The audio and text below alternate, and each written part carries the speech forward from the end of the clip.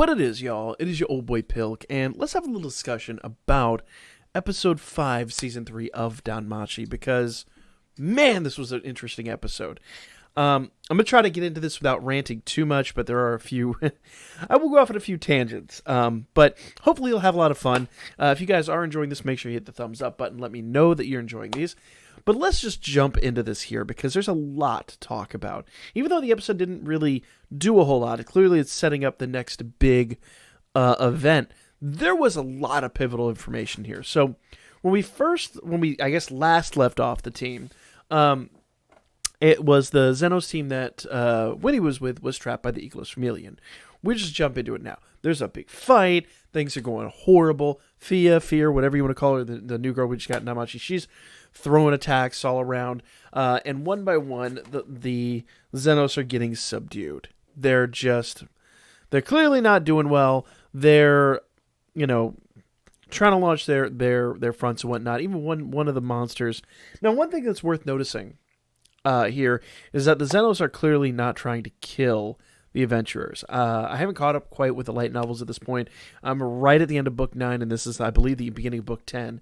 So I haven't quite caught up here, but I'm willing to bet in the novel they even make it more obvious that, the Xenos aren't really here to kill them. The Xenos are just basically trying to hold their own, shall we say. Fend them off without really causing any harm. Because, ultimately the Xenos, for the most part, with some exception that we'll learn here shortly, just kind of want to coexist. They're like, we just want to live. We just don't want to be killed is all. And I mean, that's a pretty reasonable request, all things considered. I think we can all agree to that one. I don't want to be killed. That's pretty much a driving force in everybody's daily life, But neither here nor there. As this goes on, you start to really get interactions with a lot of these different characters. And as they're taken down with the Eaglos Familia, you realize the Eaglos Familia, these are not savory people. These are not good people. We kind of knew that to begin with, but they're not killing the monsters, but they're the Xenos. We'll refrain from calling them monsters because they're Xenos. They're not killing them, but they are most certainly not doing them any favors. They are just stabbing them through. They do kill a few of them, but for the most part, they're just trying to subdue them. Because remember, their whole thing is they're selling them as monsters on the black market. They're selling monsters and these people, these Xenos, whatever you want to call them. We'll just call them people, because they, for all intents and purposes, they're selling them on the black market like they're regular monsters. And so, obviously not good folks, but you see a lot of just crazy torture tactics they're going through. Just awful stuff these poor Xenos are being subjected to. But one by one, they are subdued. And finally, they come to Foe. Foe is the big, goat. Oh, not minotaur, but he's half goat, half person, but 1 billion feet tall. He's huge. And they're like, we can't subdue this one. This one is not cooperating. And this is when Dix gets into the action. And this is where things really take a turn for the worse. Dix, appropriate name, basically just bounds into the scene, comes up behind him, takes that staff. And by the way, I don't think they mentioned it in the anime, but that staff in the light novel, they clearly say, this is designed for inflicting pain. This is not designed for the purposes of killing monsters. This is designed for inflicting pain. He takes that staff and he drives it just through Foe's back. And this is the first time we've really seen what look like monsters. I mean, they're the Xenos, but for all intents and purposes, monsters. So I assume we were going to call them that. We've seen them not just take damage and fall down, but they bleed. And they're really putting forth the humanity of these creatures. It feels really awkward to call them that. It's such a weird situation, but you really begin to see, they bleed, they get hurt, they're damaged, they have every right to live too. What this crew is doing is just very clearly extremely amoral, and so he drives it through Foe's chest. Foe bleeds out, coughs up blood, falls over, isn't quite dead yet, and Winnie runs to his aid. But I mean, he's not going to make it. It's pretty obvious this is going to go down poorly. But once again, if the intent was to kill him, at least finish the job. But no, like, they just kind of let him writhe. It's horrible. It really is just the most atrocious scene. And it gets worse. It really does get worse. Because as when he's distracted, then, I can't remember her name, but the spider girl, she gets distracted too, and she takes a bunch of damage. They cut off, I think they cut off one of her limbs or something like that, but she just takes a huge amount of damage, and she's then subdued. So now everybody pretty much is subdued. Now, she kind of, for the next foreseeable little bit, sort of becomes the, I guess, the focus of the episode, because she kind of has a little bit of a fight back. Now, we get a break here, and we'll talk about that here in a moment, but I just want to continue with just this brutal scene of just absolutely atrocious behavior on the part of the Eclos Familia, because as we learned in the first episode, there are people that are called monster fetishists. I'll leave the rest of your imagination, but we find out that there's 3 of them in the Eclos Familia, at least, minimum. And they're about to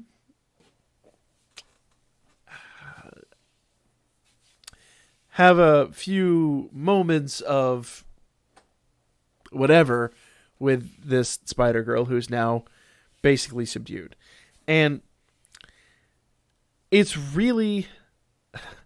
common sense could have told you what was going to happen here. You know, A, she's a spider. I know a girl be looking, you know, she's a good-looking girl. She got that thick thorax. Yeah. But she's a spider at the end of the day. She's got fangs. She's got, you know, claws. This isn't going to end well. You gotta know, whatever your plan is, this isn't going to go in your favor. And of course, as these 3 guys approach, she spits boiling venom all over them. It's like, I can't feel sorry for you. A, you're a jerk. B, minimum, if you really want me to go on a rant, we could do that on live stream. But for the purposes of keeping this video monetized, I'd rather just say that these guys definitely got what they deserved. Maybe not even quite that, but they definitely, I don't feel sorry for them one bit. So it's just like, what did you expect to happen? She's a spider. You know, like these creatures use all of these attacks on you in the dungeon. What part of you thought this was an intelligent situation? But they get sprayed with boiling venom, and basically she's able to stand back up and takes on, like, you know, I won't say a second wind, but she's just like, has this big standoff. She's like, you know what? This is my body. This is my life. This is, you know, I'm not going to let you take advantage of anything here. And then takes her hand and drives it into her abdomen. Now, I will say she did take damage earlier in the episode, which makes this a lot easier, but drives into her abdomen, pulls out her magic stone. And as we've noticed in the I think they even talked about it last episode, but those magic stones are basically their souls, more or less. And when that's broken, they're dead. And they go back to the dungeon mother. And breaks the stone and is just croaked. And yeah, they really like spend a lot of time on her death scene. It's pretty horrifying. But the familia, the Eclos Familia and all them, they off screen just kind of go away. And meanwhile, they briefly mention it, but basically she had used her magic communication crystal to contact Gross. Gross being the big gargoyle dude who didn't trust Belle and all that stuff from the previous couple of episodes. Like, Gross had a big part in the previous episode. And I mean, basically, like, he's... I guess if you really want to go there, I'm not going to go with IRL stuff, but I'm going to say, like, basically, he is Magneto to Leeds Professor X. Go with whatever analog you want there. That's the safe one I'm going to go with for all intents and purposes. So, Gross is like, shows up and all he sees is like the armor and the blood and like, clear carnage strewn all over the floor. And he loses it. He's just like, nah. And Lead is like, oh, hold up. We can't retaliate. And he's like, to hell with that. Who's coming with me?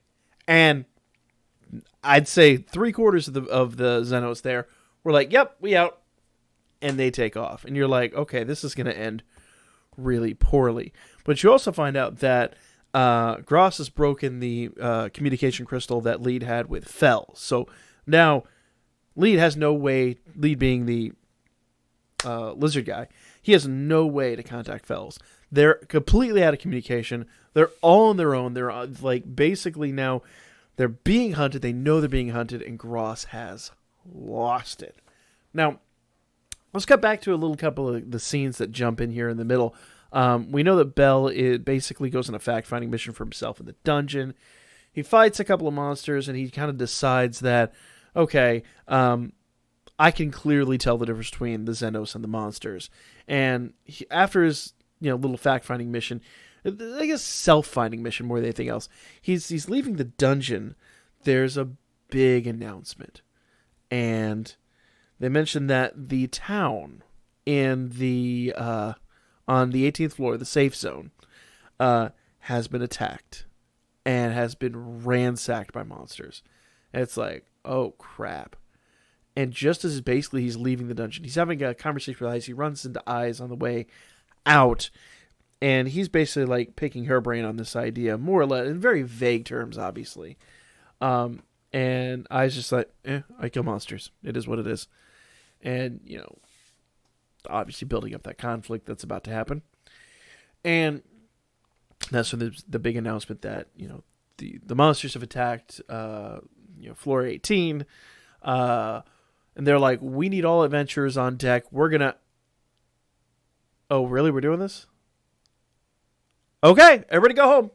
That's more or less what happened. They're like, we need everybody out here. We need all hands on deck. We need... what? Huh? What? You see her... Okay. All right, everybody go home.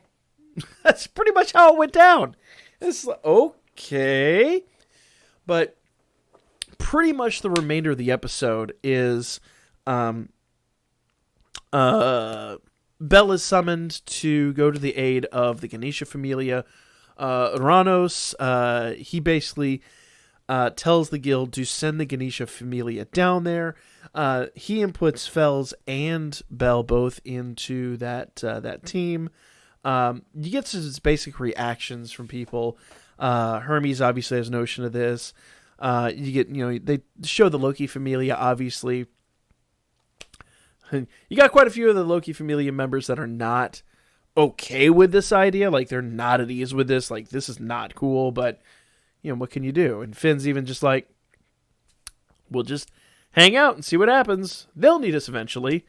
So you kind of you start to have these reactions, and really they're just building up for what's going to be, I won't say a siege on Floor 18, because they very specifically say, our intent is not to kill the monsters. Our intent is to tame the monsters. Now remember, they did mention it in the previous episode. The only other familia that knows about the Xenos is the Ganesha Familia. So, pretty obvious to everyone that, this was the Xenos that did this, because normal monsters just don't travel up to the 18th floor. This would have to have been a calculated and decisive attack. So, pretty much Ganesha's going to know what's up. Bell knows what's up. The rest of the Hestia Familia is left alone.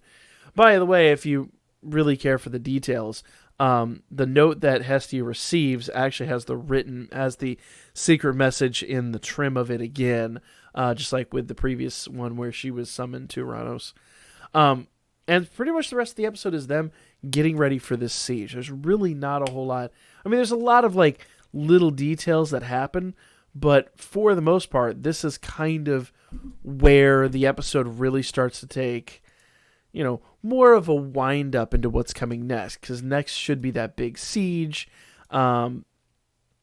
And really, all you're doing is you're getting reactions from like Hestia, even Freya gives a reaction, Loki and her familia, and all that. A lot of this is just reactionary from this point on.